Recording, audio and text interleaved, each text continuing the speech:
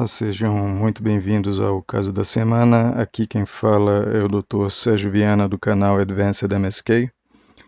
Hoje nós vamos abordar o caso de um paciente de 53 anos com queixa de dor e limitação dos movimentos do ombro direito.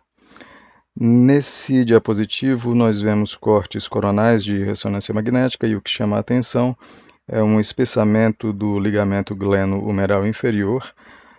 Existe um edema das partes moles pericapsulares na vizinhança do recesso axilar, mais evidente aqui na ponderação T2-FET7.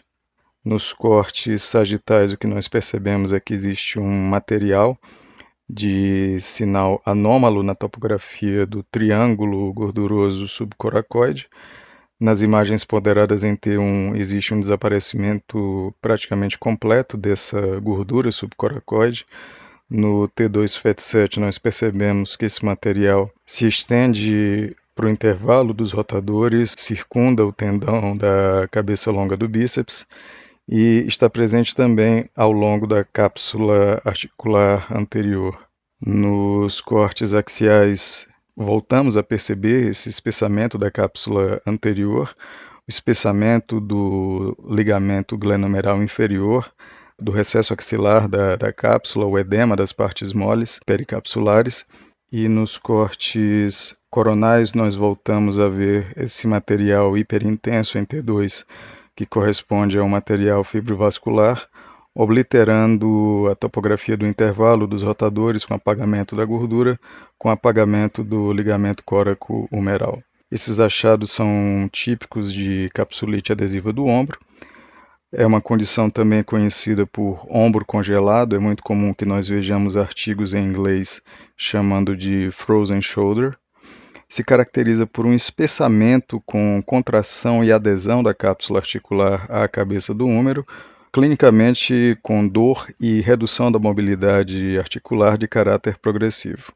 É uma doença de prevalência não desprezível, de 2 a 5% da população tem capsulite adesiva, predomina em pacientes com mais de 40 anos, um pouco mais frequente em mulheres do que em homens, e existe uma associação com uma miríade de condições, como doenças endócrinas, reumáticas, autoimunes, trauma, infarto do miocárdio e imobilização prolongada do ombro.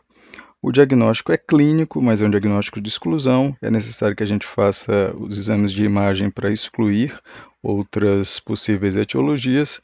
E hoje em dia esses achados de imagem são considerados típicos. Inicialmente o que se fazia até cerca de mais ou menos 15 anos atrás eram exames artrográficos, seja artrografia convencional, seja artrorressonância magnética.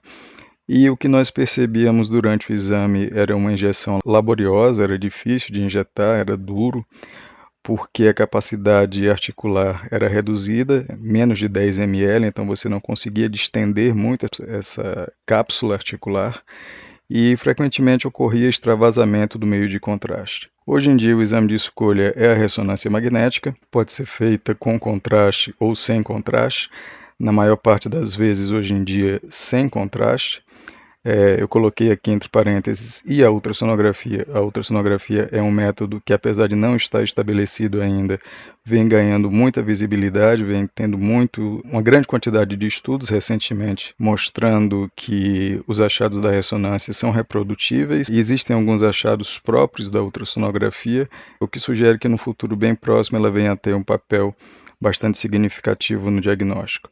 Mas no momento o exame de escolha é a ressonância e os sinais clássicos que nós observamos são espessamento do ligamento córaco-humeral, do recesso axilar da cápsula e da cápsula do intervalo dos rotadores, nessa topografia, uma mistura de sinovite e de tecido fibrovascular. Obliteração do triângulo gorduroso subcoracoide foi um achado que nós vimos agora há pouco. Edema de partes moles pericapsulares, principalmente na vizinhança do recesso axilar.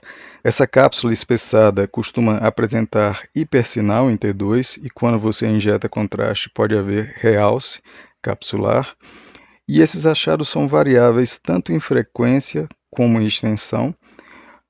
Então você pode ter em um paciente um determinado achado mais pronunciado do que o outro, ou em outro paciente a extensão por exemplo, do espessamento capsular ser mais significativa do que no anterior, e a sensibilidade e a especificidade são variáveis de acordo com os diversos trabalhos. Então é importante que nós não nos apeguemos a um único achado e procuremos o conjunto dos achados para fazer o diagnóstico da capsulite adesiva. Mais um caso para ilustrar é semelhante àquele primeiro.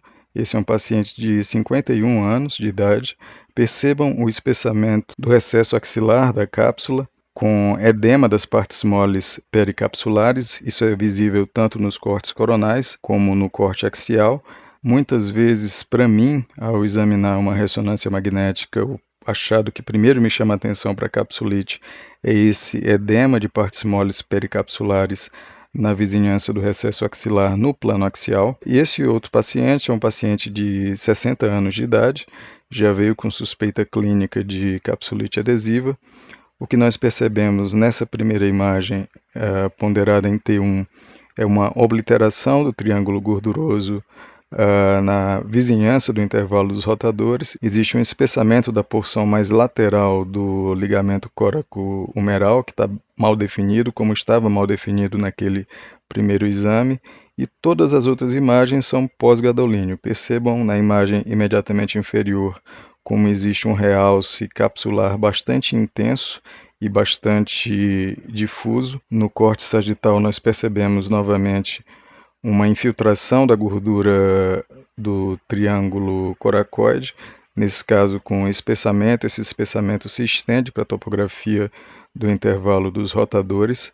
No corte coronal, aqui embaixo, nós vemos um espessamento da cápsula articular ao nível do recesso axilar, com realce da própria cápsula, com realce das partes moles pericapsulares. E nas imagens axiais nós vemos o espessamento do ligamento glenomeral inferior, do recesso axilar da cápsula, e também da cápsula anterior e da cápsula posterior. Como eu falei, a maior parte dos exames são feitos sem contraste e a literatura mostra que não há diferença significativa na acurácia diagnóstica do exame contrastado e do exame não contrastado. Aqui nós vemos alguns artigos que eu sugiro para vocês, para quem quiser se aprofundar no assunto, principalmente esse primeiro artigo da Skeletal, agora de agosto de 2019, faz uma revisão dos achados de imagem, da fisiopatologia, da apresentação clínica e das opções de tratamento. E eu ressalto para vocês esse último artigo, que é um artigo de 2006 do grupo de São Paulo, do Dr. Carlos Holmes, do Dr. Marcelo Bordalo, do Dr. Jader e do Dr. Xavier, que foi um artigo pioneiro no emprego da ultrassonografia no diagnóstico da capsulite adesiva. Eu espero que vocês tenham gostado, espero que esse material tenha sido útil para vocês. Se vocês gostaram, por favor, apertem o like, apertem o sininho, se inscrevam no canal e continuem ligados porque vem muito mais conteúdo para vocês. Um abraço, até a próxima.